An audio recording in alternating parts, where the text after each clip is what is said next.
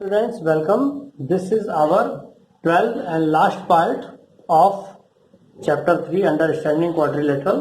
अब आज हम इसमें 3.4 के दो बचे हुए क्वेश्चन और एक क्वेश्चन है 3.3 का जो पीछे मैंने छुड़वाया था, इस बार मैं इसको कंप्लीट करूंगा। तो पांचवा क्वेश्चन है explain why a rectangle is a convex quadrilateral. एक रेक्टेंगल कन्वेक्स क्वाड्रिलेटरल क्यों होता है? तो बड़ा आसान सा इसका आंसर है कि ये रेक्टेंगल है ए बी सी डी और इसके डायगोनल्स ए सी और बी डी हैं जो कि पूरे के पूरे इंटीरियर में, इस रेक्टेंगल के इंटीरियर में। The diagonals lie completely in the interior of the rectangle ABCD, therefore a rectangle is a convex quadrilateral.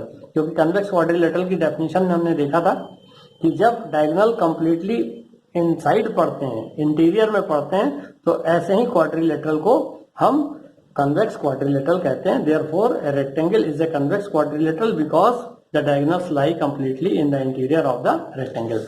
अब इसका छठवां क्वेश्चन है, ये थोड़ा सा लंबा क्वेश्चन है और अब आप 9th के लेवल पे जाएंगे, 9th में जाएंगे इसके बाद, तो ऐसे ही आपको प्रूफ्स करने होंगे।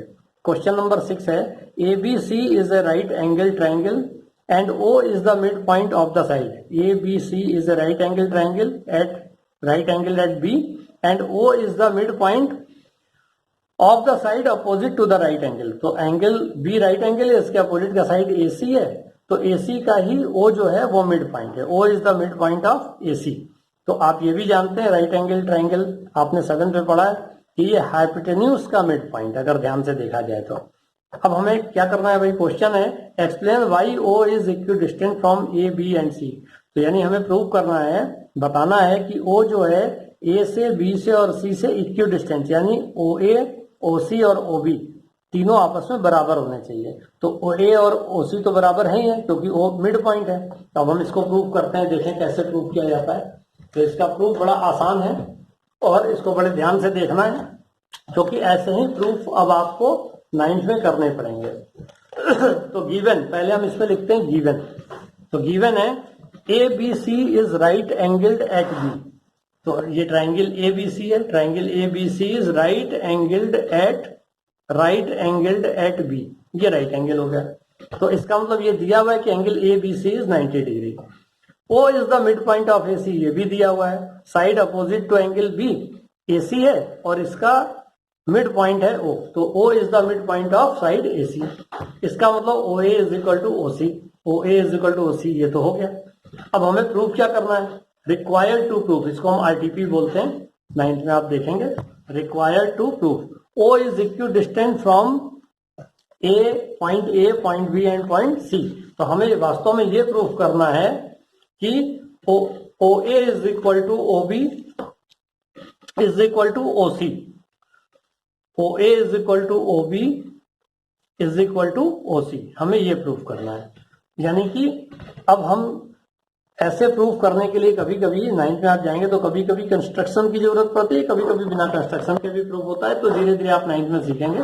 फिलहाल यहाँ कंस्ट्रक्शन की जरूरत है तो हम कंस्ट्रक्शन करते हैं। Points B and O are joint. Point B को O से हमने क्या किया, मिला दिया, ठीक।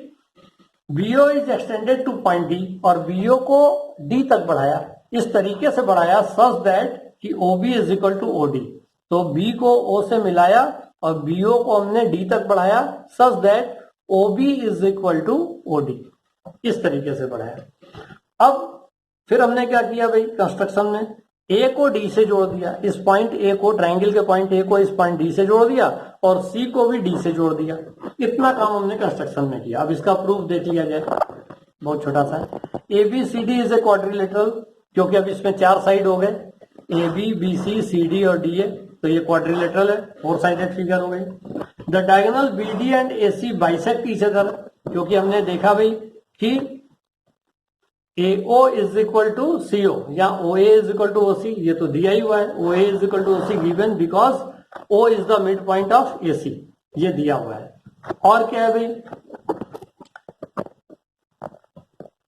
ABCD is a quadrilateral हो गया. The diagonal BD and AC bisect each other because OA is equal to OC, ये given है, और OB is equal to OD.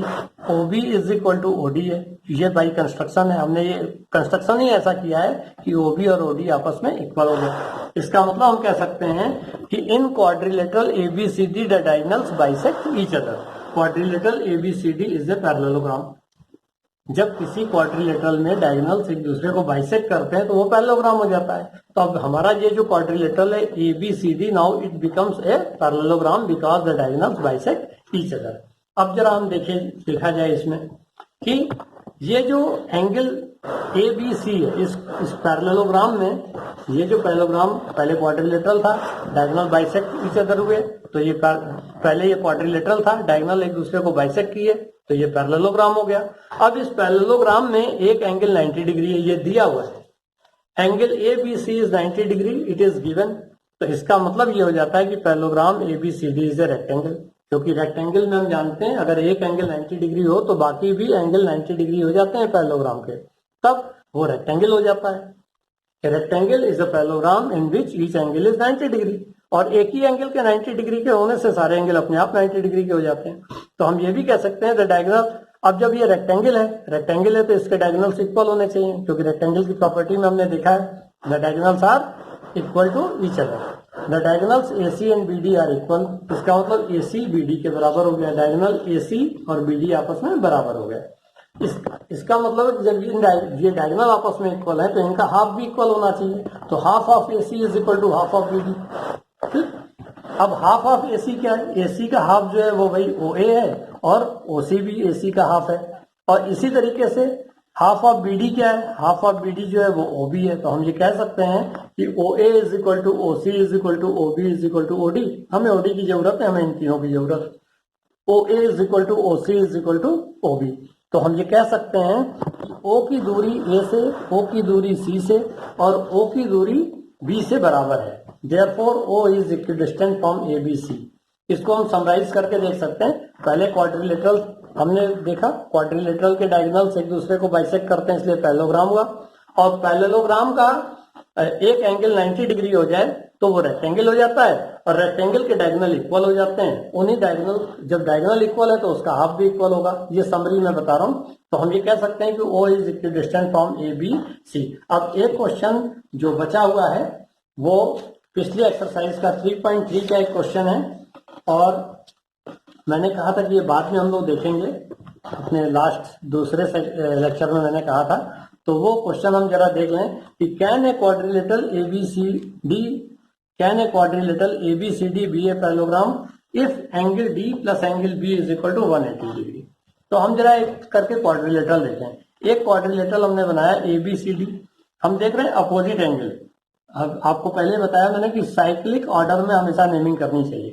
तो ABCD, इसमें एंगल B और D अपोजिट एंगल है. तो ये 120 डिग्री हो तो ये 60 डिग्री होगा, या ये 90 या ये 130 डिग्री हो तो ये 50 डिग्री होगा. तो ये कोई जरूरी नहीं कि ये पैरेललोग्राम हो. अपोजिट एंगल का सम 180 डिग्री होने पर कोई जरूरी नहीं कि ये पैरेललोग्राम हो. लेकिन अगर पैरेललोग्राम होता ही तब क्या होता? तो पैरेललोग्राम में अपोजिट एंगल्स इक्वल होते हैं. एंगल D और B आपस में क्या होने चाहिए? इक्वल होने चाहिए. अब इन दोनों का सम अगर 180 डिग्री है तो इन दोनों में से प्रत्येक जो है 90 डिग्री होना चाहिए. Each one of this B and D should be 90 degree, तभी इन दोनों का सम 180 डिग्री होगा. ठीक, पैरेललोग्राम के अपोजिट एंगल्स इक्वल होते हैं, ये तो प्रॉपर्टी है. लेकिन पैरेललोग्राम के अपोजिट एंगल्स का सम 180 डिग्री हो ये जरूरी नहीं है. तो अगर 180 डिग्री हो तो क्या होगा? अगर दोनों अपोजिट एंगल इक्वल भी हैं और उनका सम 180 डिग्री है तो ईच एंगल 90 डिग्री होना चाहिए. और जब ईच एंगल 90 डिग्री होगा तो ये एक रेक्टेंगल हो जाएगा. तो हम ये कह सकते हैं कि we know that if opposite angles of a quadrilateral are equal then it is a parallelogram. Angle D is equal to angle B. Here it is given that angle D plus B is equal to 180 degree. तो हम B की जगह D लिख दें, क्योंकि D और B equal दिया हुआ. अपोजिट पैरेललोग्राम के अपोजिट एंगल्स क्या होते हैं? इक्वल होते हैं. तो हम एंगल B की जगह D लिख दें तो 2 angle D is equal to 180 degree हो जाएगा. तो angle D is equal to 90 degree हो जाएगा. तो actually this is a case of rectangle. हमने आपको अभी दिखाया, फिगर से दिखाया, तो हमारा आंसर होगा कि therefore A quadrilateral ABCD can be a parallelogram if angle D plus angle B opposite angle का सम 180 डिग्री हो, तो ये पैरेललोग्राम हो सकता है, लेकिन होगा ही ये जरूरी नहीं है। और जब ये पैरेललोग्राम होगा तो वास्तव में वो रेक्टेंगल होगा, but it is not necessary to be, it is not necessary कि अपोजिट एंगल्स का सम अगर 180 डिग्री हो तो पैरेललोग्राम होगा ही, ये जरूरी नहीं है। अगर वो पैरेललोग्राम है तो वो एक ही केस है, वो रेक्टेंगल होगा। Thank you very much.